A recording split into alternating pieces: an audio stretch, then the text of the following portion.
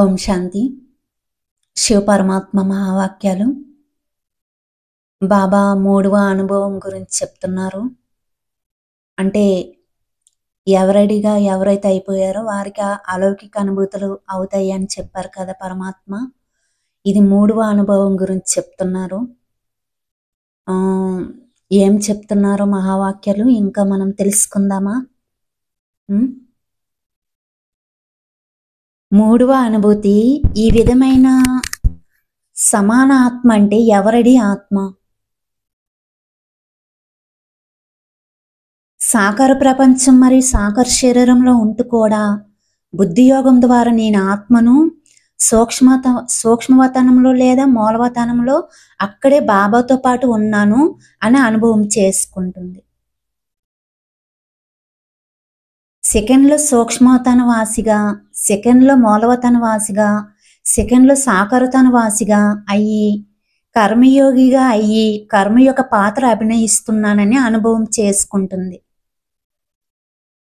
కానీ అనేక సార్లు బాబా వెంట సూక్ష్మవతనంలో మూలవతనంలో ఉన్నట్లు అనుభవం చేసుకుంటారు. ఎవరడి ఆత్మ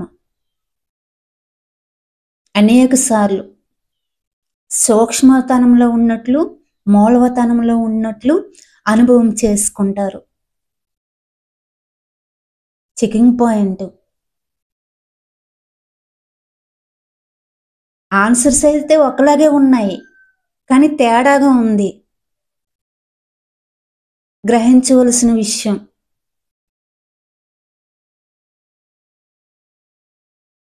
తీరిక లభించగానే సూక్ష్మవతనం లేదా మూలవతనం వెళ్ళిపోతారు. ఈ విధంగా సూక్ష్మవతనవాసిగా మూలవతనవాసిగా అనుభవం చేసుకుంటారు. పని అయిపోయి తీరిక దొరికితే ఇంటికి ఎలా వెళ్ళిపోతారో అదేవిధంగా సూక్ష్మవతనవాసిగా మూలవతనవాసిగా అనుభవం చేసుకుంటారు. ఆఫీసులో పని అయిపోగానే ఇంటికి వెళ్ళిపోతారా లేక ఆఫీసులోనే కూర్చుండిపోతారా? ఇంటికి వెళ్ళిపోతారు కదా. అదేవిధంగా ఎవరడి ఆత్మ మాట మాటికి తనను తాను తన ఇంటి యొక్క నివాసిగా అనుభవం చేసుకుంటుంది. ఎవరడి ఆత్మ ఇల్లు ఎదురుగానే ఉన్నట్లు అనుభవం చేసుకుంటారు. ఇప్పుడిప్పుడే ఎక్కడ ఉంటారు, ఇప్పుడిప్పుడే అక్కడ ఉంటారు. సాకారవతనం అనే గది నుండి మూలవతనం అనే గదిలోకి వచ్చినట్లు అనుభవం చేసుకుంటారు అని అంటున్నారు బాబా. ఎవరడి యొక్క అలౌకిక అనుభూతులు అంటే మనం ఎవరడిగా అయ్యామనడానికి గుర్తు అన్నమాట, సూచనలు ఇవి.